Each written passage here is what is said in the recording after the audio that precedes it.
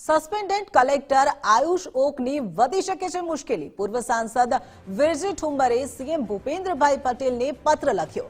Ayush okay અમરેલીમાં હતા ત્યારની ફાઇલો તપાસવા માટેનું આ પત્ર। તે સમયના મહેસૂલ ટેબલ સંભાળનારાની તપાસ કરવા માટેની માંગ। વિરજી ઠુંબરે જમીન કૌભાંડો પર ઉઠાવ્યા અનેક સવાલો। સરકારી પડતર જમીન ઉદ્યોગોને ફાળવી તેની તપાસ કરો તેમ વિરજી ઠુંબર દ્વારા કહેવામાં આવ્યું છે।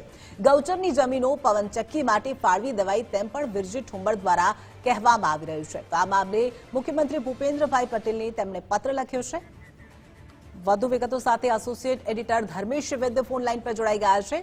આ ધર્મેશ, પૂર્વ સાંસદ વિરજી ઠુંબરે મુખ્યમંત્રી ભૂપેન્દ્રભાઈ પટેલને પત્ર લખ્યો છે અને તેમાં જે ફરિયાદ કરવામાં આવી છે, શું વધુ વિગતો? જિંકલ, વલસાડના કલેક્ટર આયુષ ઓક જે સુરત કલેક્ટર હતા ત્યારે જે જમીન કૌભાંડ થયું હતું એમાં સસ્પેન્ડ કર્યા છે। ભૂપેન્દ્રભાઈ પટેલ સરકારનો એક મહત્વનો નિર્ણય છે કે આઈએએસ ને જેને સસ્પેન્ડ કર્યાનો નિર્ણય લેવાયો છે। એ અંતર્ગત આયુષ ઓક પહેલા અમરેલીમાં કલેક્ટર હતા એટલે પૂર્વ સાંસદ વિરજી ઠુંમરે મુખ્યમંત્રીને પત્ર લખ્યો છે કે આયુષ ઓક જયારે અમરેલી હતા ત્યારે આવી ગૌચરની જમીન અને સરકારી પડતર જમીન પવનચક્કીઓ સહિત ઉદ્યોગ ગૃહને આપી છે, એની તપાસ થવી જોઈએ। વિરજી ઠુંમરે મુખ્યમંત્રી ભૂપેન્દ્રભાઈ પટેલને લખેલા પત્રમાં એ પણ ઉલ્લેખ કર્યો છે કે આયુષ ઓક વખતે જે મહેસૂલનું ટેબલ સંભાળતા એ જે કર્મચારીઓ છે એની પણ તપાસ થવી જોઈએ। મહત્વની વાત એ છે કે અમરેલીમાં કલેક્ટર હતા, એ પછી સુરત ગયા અને સુરતથી વલસાડ જતા તેઓ સસ્પેન્ડ થયા છે અને સુરતનું જે કરોડોનું જે જમીન કૌભાંડ છે તેમાં ભૂપેન્દ્રભાઈ પટેલ સરકાર એક મોટો નિર્ણય લઈ અને જેને કહેવાય કે દાદા સરકારનું એક દંડનીય કાર્ય છે અને એ અંતર્ગત આયુષ ઓકને સસ્પેન્ડ કર્યા છે અને એમાં અત્યારે અમરેલીમાં કઈ આવું થયું છે એની તપાસ થાય એવી વિરજી ઠુંમરે પૂર્વ સાંસદે માંગણી કરી છે। જી જિંકલ। જી, તમામ વિગતો સાથે જોડાવા બદલ આપનો આભાર। તો આજ મુદ્દે ન્યૂઝરૂમથી સંવાદદાતા વિજયકુમાર દેસાઈ પણ જોડાઈ ગયા છે।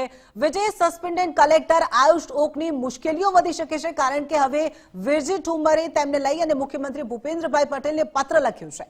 બિલકુલ, 2000 કરોડના જમીન કૌભાંડમાં સસ્પેન્ડ થયેલા વલસાડના કલેક્ટર અને તત્કાલીન સુરતના કલેક્ટર આયુષ ઓક સામે હવે અન્ય જિલ્લાઓમાં જ્યાં તેમણે ફરજ બજાવી હતી ત્યાં પણ તપાસ થાય તેવી માંગણીઓ ઉઠી રહી છે।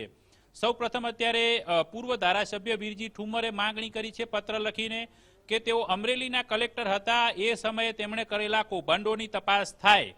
પત્ર લખ્યું છે, પત્રની અંદર જ આપણે સીધું જોઈશું કે એમણે શું માંગણી કરી છે।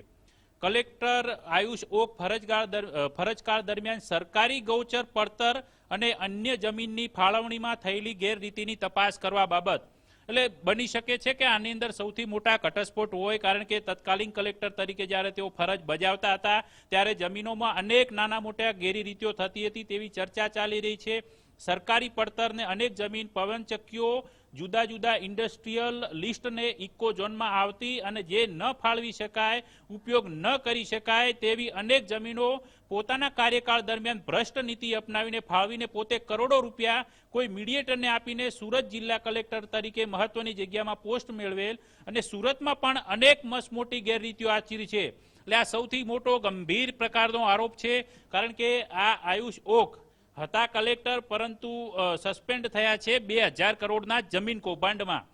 તે પણ અમરેલીમાંથી કૌભાંડ કરીને એ પૈસાથી પોસ્ટિંગ મેળવ્યું હોય તે પ્રકારનું પૂર્વ ધારાસભ્યએ વિરજી ઠુંમરે આ પ્રકારે આરોપ કર્યો છે, પત્ર લખ્યો છે મુખ્યમંત્રીને, ઉપરાંત તકેદારી આયોગને પણ રજૂઆત કરી છે, લોકપાલને પણ રજૂઆત કરી છે।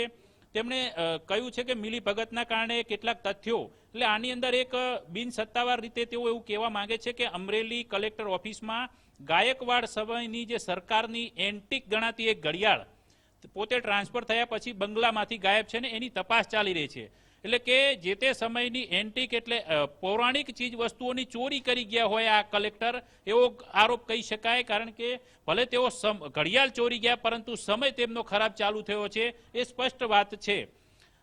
એનું તથ્ય સામે આવ્યું નથી। અધિકારીઓ ભ્રષ્ટાચાર કરે છે, પત્રથી અગાઉ જાણ કરી છે। રાજકીય માણસો નીતિ સાથે કામ કરતા હોય પણ પોતાની આબરૂને અનેક દબાવો સોશિયલ મીડિયા પર લોકોને મીડિયા પર લગાડે છે। આ પ્રકારના ગંભીર આરોપોને રજૂઆત કરી છે પરંતુ હવે ખરેખર કલેક્ટર આયુષ ઓક સામે તપાસ થશે કે કેમ એને લઈને પણ તેમણે સવાલ ઉઠાયા છે કારણ કે કૌભાંડની અંદર તે સસ્પેન્ડ થયા છે એટલે કંઈક કાળું કામ કર્યું છે તેમણે, એટલા માટે જ ભૂપેન્દ્રભાઈ પટેલ સરકારે સ્પષ્ટ રીતે સંદેશ આપ્યો છે કે ભ્રષ્ટાચાર આચર્યો તો કલેક્ટર હશે તો પણ છોડાશે નહીં, પરંતુ આ બીજી જગ્યાએ કામ કર્યું ત્યાં ભ્રષ્ટાચાર કર્યો કે કેમ તેની તપાસની હવે માંગણી ઉઠી છે.